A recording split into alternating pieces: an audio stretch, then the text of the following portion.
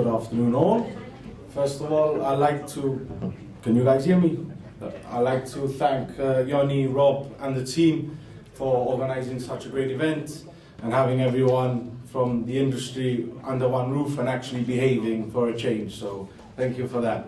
Today, the whole point of the presentation is to go about what the Toyota-based platform vehicles that we supply as an official Toyota distributor, specialized distributor, and I won't be as technical as I'm not an engineer. I'm a sales assistant manager for the operations team. So we'll just go about the base vehicles which are used for the civilian armored market. So just a brief introduction to TGS. Some of you obviously know us, some may not. We are obviously a Toyota specialized distributor from Commander Toyota Tusho and is appointed on behalf of TMC, Toyota Motor Corporation, and we're in charge for direct sales to the UN, international humanitarian aid organizations worldwide. Now, being a specialized Toyota distributor means that we fall under the Toyota family and the Toyota official network. Means we also follow the rules and regulations set out by Toyota. One of those rules, as you all may well know, is the protection of the brand image and the reputational risk that Toyota sees when it comes to their export control.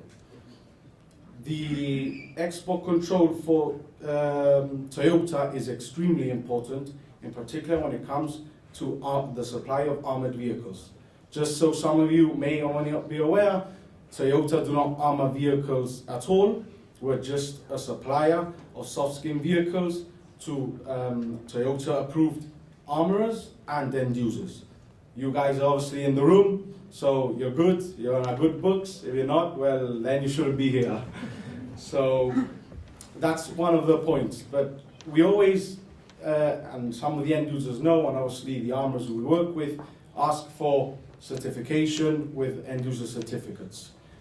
We send that information over to TMC and TTC to get that obviously through the approval process. But there's something that you guys obviously need to understand, you may not know, is that it's actually a Japanese governmental requirement when it comes to a vehicle supplied for armored purposes. It's actually considered as arms, so it needs to go to the Ministry of Economy, Trade and Industry in Japan to actually get prior approval. So sometimes we do understand this process is slightly long-winded and doesn't have consistency on how long it actually takes, because there's various departments that obviously need to approve and give the green light. Another thing I wanted obviously to go into was the fact that Toyota, when it represents its brand, it's very important that it's not just about the export control. They obviously see Toyota being present on the field with vehicles obviously in destination, be it soft skin or armored vehicles, and obviously at exhibitions and even presenting. So if I'm not here next year, I clearly haven't done a good job today. Now where we are. As you can see, TGS is headquartered in Gibraltar. That's where the vast majority of our workforce currently are. It's new facilities that we actually moved in 2021, and we've expanded since then and taken up a lot of those workshops to the left.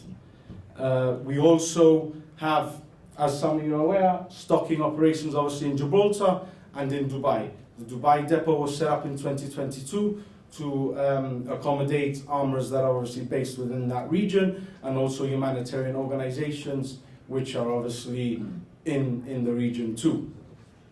We've now expanded to a total of approximately 300 employees at TGS, and the vast majority of our sales are for soft skin vehicles to the UN and humanitarian aid organizations. Now, the base platform, Toyota vehicles. Toyota obviously have, and ourselves as TGS have 22 Toyota model vehicles available within our stock portfolio, including one hybrid version available. Now, being a specialized distributor, it is very difficult compared to a regular distributor because we ship out vehicles and sell vehicles on soft skin basis and for armoring purposes as well to various countries worldwide. What does that mean? The vehicle obviously needs to be 9 times out of 10 homologated for that specific area. So you're looking at obviously if the Euro emission level for that specific country meets the requirements. Now, when we get a request, the screening process I mentioned previously has to go towards TMC, the technical division, to approve if that vehicle would be able to go into that destination. Now, this is something that may take some time because they're checking with a local distributor, can be serviced, and so on. I'll go on to most probably the most recognized and flagship model for a civilian armored vehicle, and that is our Land Cruiser 300 series.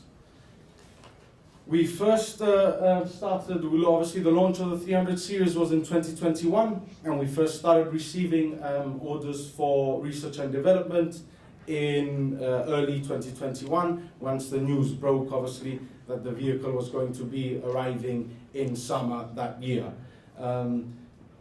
Actually, we were the first distributors to actually get the Land Cruiser 300 in Europe. So obviously it was great for our guys and our suppliers, our customers, to be able to supply you with those vehicles as soon as possible to get the work up and running with research and development. Like I said, industry testing on the vehicle started later on that year in 2021, but there was some sort of overlap between the LC200 and LC300. There were still LC200s available within the market, and what we saw from a point of view was that there was a slow, steady uptake of the actual LC300 model. We started seeing specifications still being requested for the LC200 as opposed to the LC300. So once the LC300 actually kicked off, which was which was actually Q1 of 2022, which is when obviously industry testing had been done, certifications were received, we saw a big boom in the LC300 taking over. Like I mentioned, something about the LC300, we've currently supplied over 3,000 units, both in soft skin and for armoring purposes since 2021. And the reason I mention this is because one thing that Rob did say yesterday was armored vehicles and the use of that, one of the most important things is discretion. Having LC300 models in soft skin capabilities at destination, it helps when an armored vehicle is going within that same destination because it obviously blends in with the environment. If you go to an area where there's only one LC300, you're going to stick out like a sore thumb, and it's not very good for protection purposes. The LC300 has, as you can see, to the lineup two obviously variants, the 3.3 litre twin turbo diesel and the 3.5 V6 twin petrol engine as well. So as you can clearly see, this vehicle is compared to its predecessor, which I don't have the graph there, but the power output on both the petrol and diesel is actually substantially higher. It being as well a lighter engine and having aluminium components meant that approximately the LC300 was 100 kilograms lighter than its predecessor, the LC200. What does it mean for armoring purposes? Obviously, there's a lot of weight that's added depending on the armoring level. So Toyota decided to come up with an engine which was very powerful to be able to withstand such a weight. And up until now, we have not really had any complaints of the power of the actual vehicle.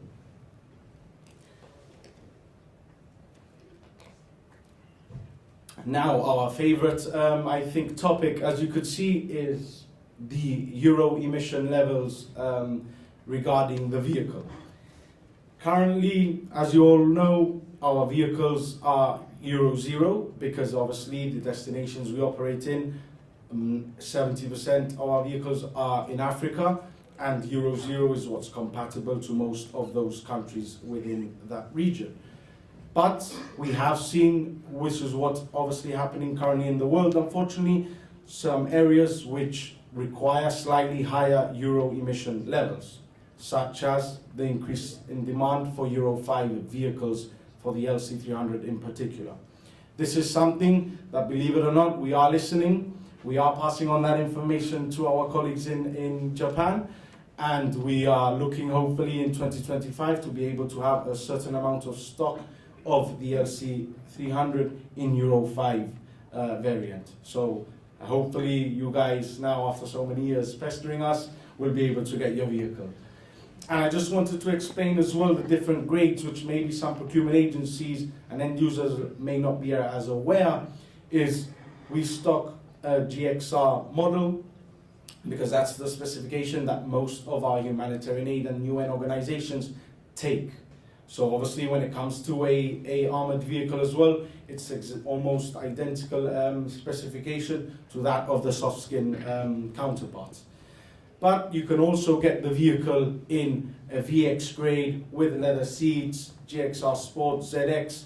But unfortunately with Toyota, it's not a pick and mix.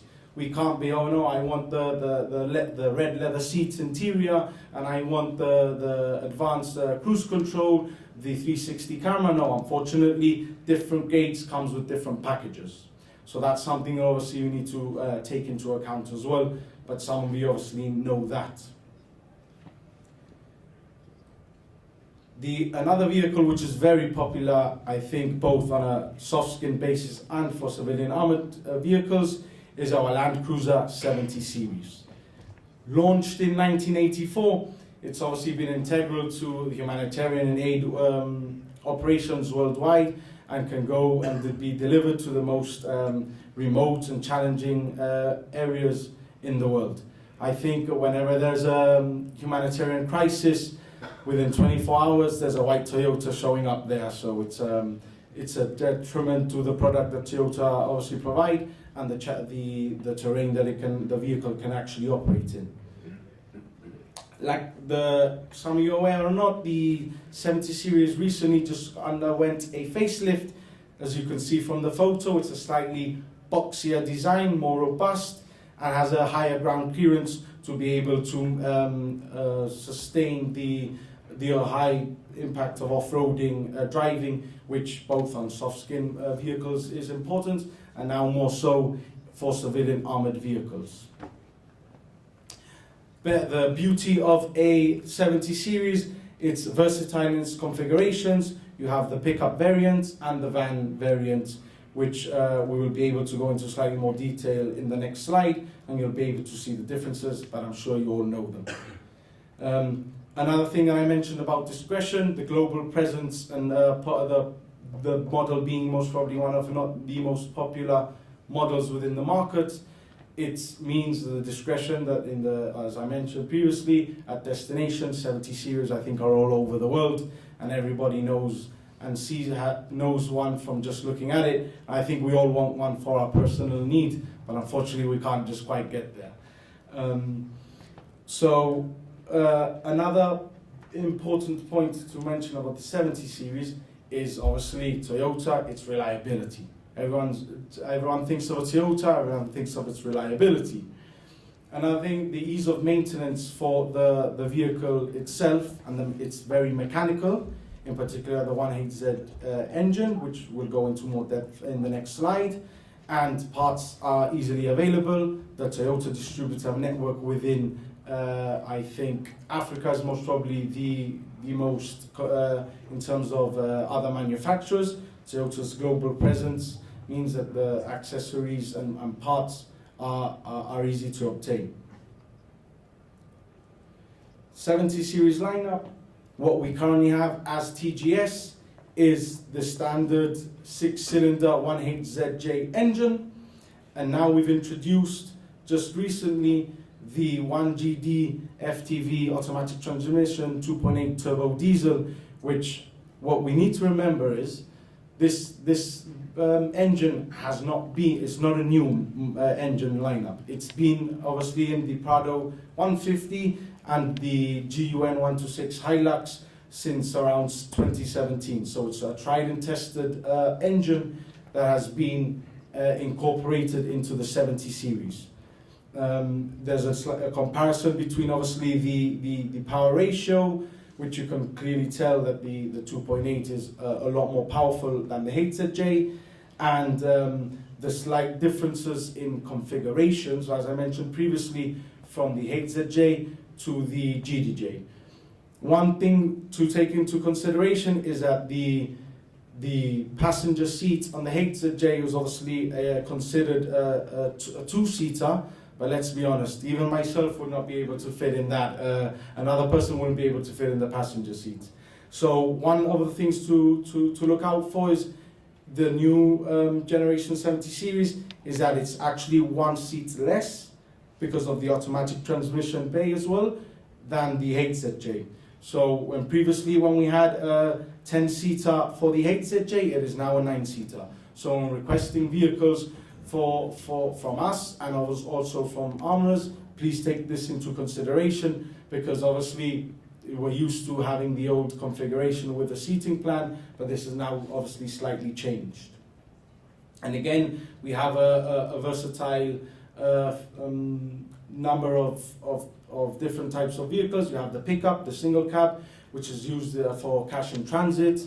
And you have the vans, which are used obviously as well for civilian armored vehicles for remote destinations. The 70 series lineup comparison, this is the 3 diesel models which are currently available for a limited time in the market, is for the 1VD FTV 4.5 V8, which is very popular. I wanted to put this slide up there because, like I said, everyone always thinks, oh yeah, bigger is always better. But on this occasion, the 2.8, as you can clearly see, actually has more torque, more max power and bhp than the 4.5 V8.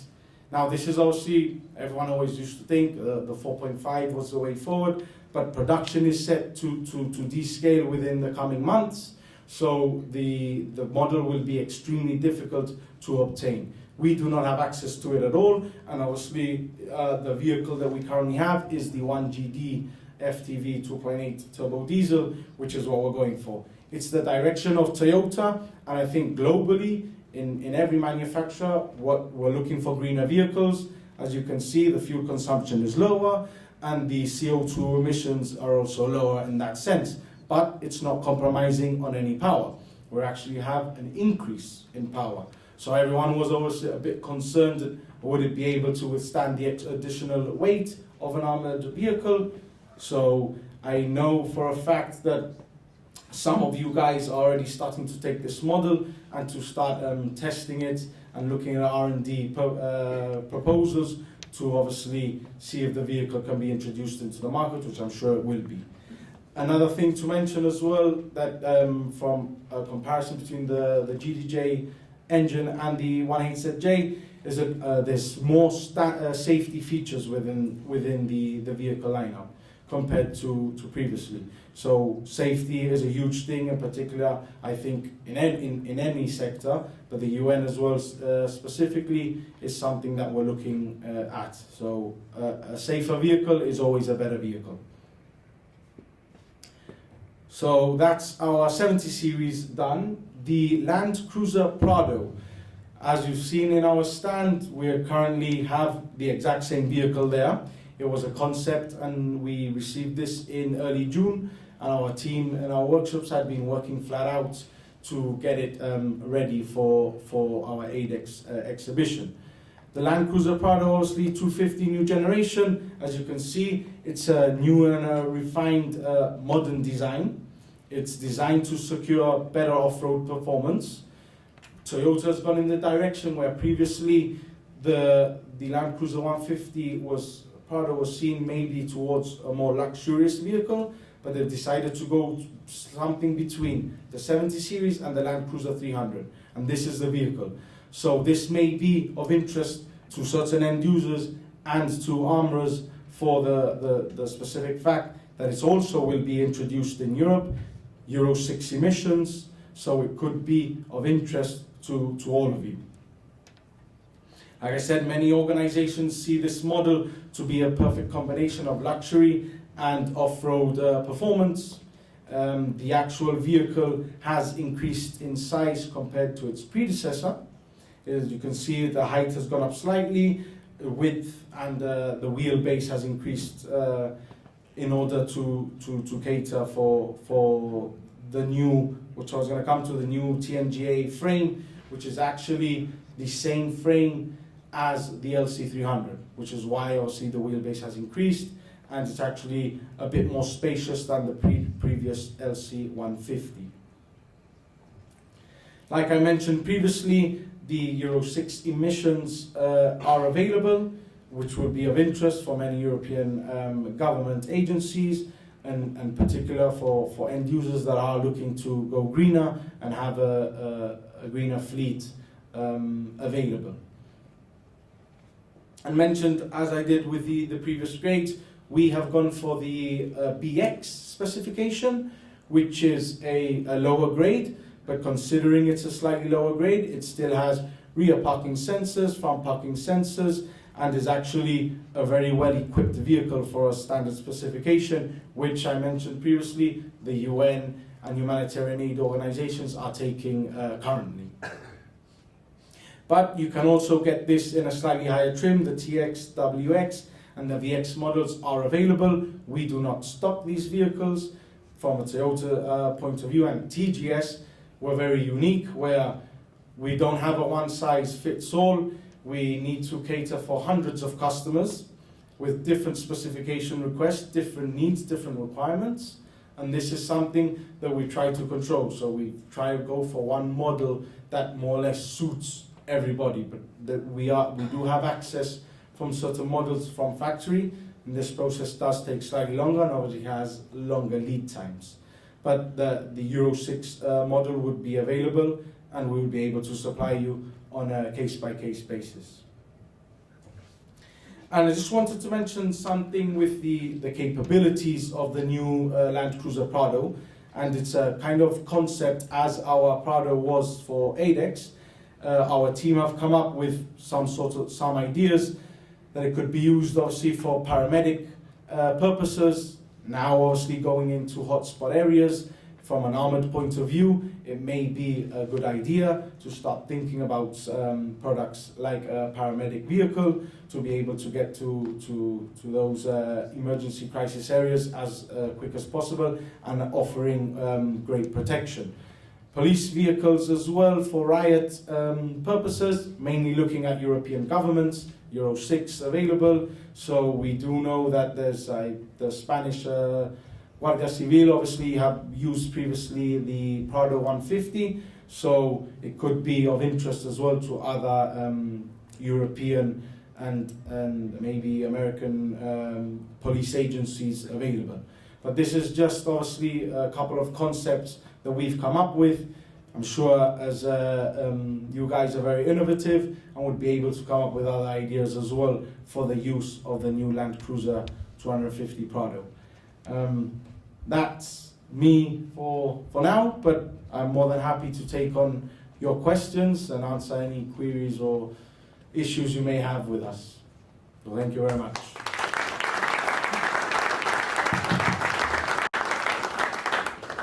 Thank you very much, Sean. Yeah. Anyone has?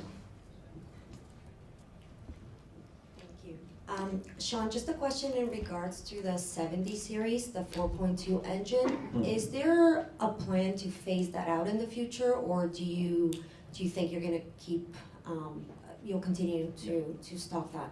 Great. Well, currently we don't have anything confirmed of when and if it will stop production. I think the way the world is going towards more greener and more fuel efficient vehicles is that it's obviously looking that way, but there's nothing confirmed for now. So for what we understand is we'll currently have both the 1.8ZJ engine and also the 2.8 GDJ engine, but looking at it from, I think, an outside perspective and what the market is looking for, and globally, I think Toyota are kind of pressured to go towards greener vehicles, so it wouldn't be surprised if in the near future it does go away. Thank you. And just a follow-up question on the new Pardo in Euro 6. Is this something that you will keep in stock, or will this be special order? Well, this is currently it's a special order because we are currently stock our Euro 0, but again, it's like with the LC300, if the demand is there, and we have seen it slowly, once obviously you guys certify vehicles, if you want to go in that direction, we will put it obviously to our CEO and our colleagues in Japan to be able to hopefully have that vehicle available for you guys. Thank you. No worries. Any further questions? Hey, sorry. No worries. So I understand the bureaucracy behind trying to come up with solutions for providing armored vehicles directly from Toyota, and the image concerns surrounding their use. And we respect that. Obviously, we're a fairly large consumer of the platforms, and our vendors sign agreements, end user agreements with you all. Has there been any exploration of trying to find a OEM model that you could produce that would therefore better control? For example, like right now, those space platforms are going out there, and there's the potential that you're ending up, God knows where. I mean, we've all seen the photos and the video of ISIS running around in the Middle East. But if you produced your own, do you feel like you have more control over that? And if not, if there hasn't been an exploration of going OEM from Toyota, have you considered producing a platform that is upgraded and could handle the weight of the armor better than the current base platforms? Yeah, that's a very good question. And with regards to the first point of if Toyota have considered it, no, they haven't. It's not something that they're looking at doing at all. As the specialized distributor, they have the export control process. So where you mentioned where obviously the vehicle is getting to in the wrong hands, you guys know we, from a Toyota official standpoint, we request those documents because we want to know exactly what Toyota Japan need to know where those vehicles are going to, making sure that those vehicles aren't going to the wrong people. So unfortunately, there are circumstances where the vehicle may end up in the wrong hands, but through no fault of your own. Because if you're under attack, it gets hijacked or whatever, it's not something that you're obviously not going to, I think, risk your life to protect that that vehicle getting in the wrong hands. You will obviously flee. And we have seen cases, as you mentioned previously. With the second part of the question, where Toyota are looking at building a platform to be able, like a one-size platform, to be able to withstand the additional weight, no, they're not. They're currently, it's a fairly new business that they're looking into with us, ourselves, supplying soft skin basis vehicles, continuously learning on obviously the markets. They are here with us today to be able to learn about the markets and what's obviously going on within the markets. So it's not something that they're going to do anytime soon, and I'm not in a position to answer if they will be going into that direction or not. But they do, obviously, by going through the official channel, which we report on the EUC, obviously, as you guys know, where it's going to the purpose of use to be able to obviously control that reputational risk. That obviously, when an armored vehicle does go out there, and even a soft skin vehicle, it's in the right hands.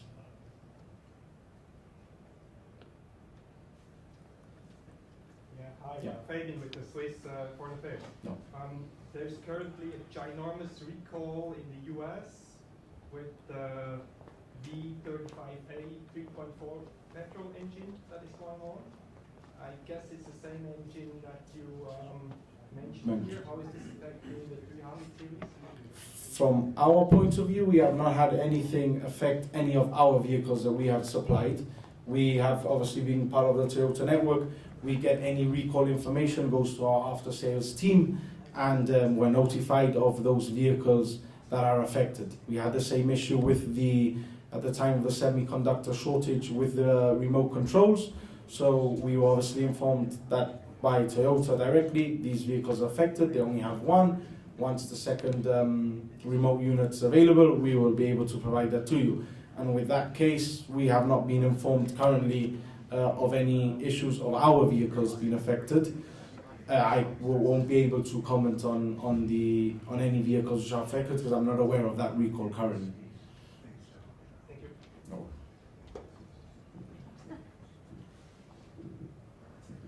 Thank you for the presentation. In terms of numbers, could you tell anything about the ratio between sales of 70 series and the 300? And that's my first question. And second question is, did this ratio change over the last 12 months, for example, due to a higher demand of the 70 series? Yes, we've, off the top of my head, I don't know the exact ratio, but I could say that most probably I think it's around 65% or 70% of our vehicles are 70 series.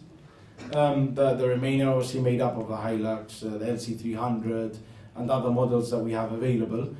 We have seen an increase in demand from the LC70 series generally, which is why Toyota in general, we have an increase in demand, but production has stayed the same because the production facility of the 70 series hasn't expanded for years on end. So the production capacity has stayed, but the increase in demand has actually increased. And we've seen recently that we are getting a lot more requests for 70 series. So we are obviously fighting for extra allocation and informing our colleagues in Japan that we obviously need those vehicles to support our customers, but we have seen an increase in demand for the 70 series. And I think it's not just with us, but globally. Thank you very much. Second.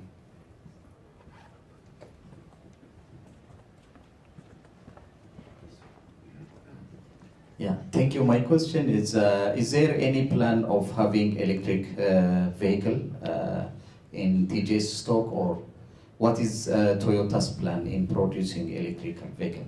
Well, I'm not sure if you're aware, but Toyota have produced an electric vehicle, the BZY4X. It's currently in just a limited amount of countries. We obviously come back to the brand image and reputation risk. Toyota is known for their reliability, so before they put a vehicle into any market, it's tried and tested until it's failed. Obviously, it's a lot of research and development for an electric vehicle to be, for example, where Toyota vehicles in general, in particular in Africa, go for off-roading. Having that electric vehicle will be very difficult and will take years upon years of testing, which currently it's not there. So electric vehicles and greener vehicles in general, like we mentioned, hybrid vehicles, we are starting to stock more of, but I don't see us, TGS, stocking electric vehicles in the next year or so. It's more of a long-term thing that we would have to look up, and I think the world's changing so quickly that in the next 5-10 years, it could be that we do. Any further questions? By the way, you know his family name? It's very reliable to Toyota. Yeah. Pardo. Sean, thank you very much. Thank you very much. Thank you all.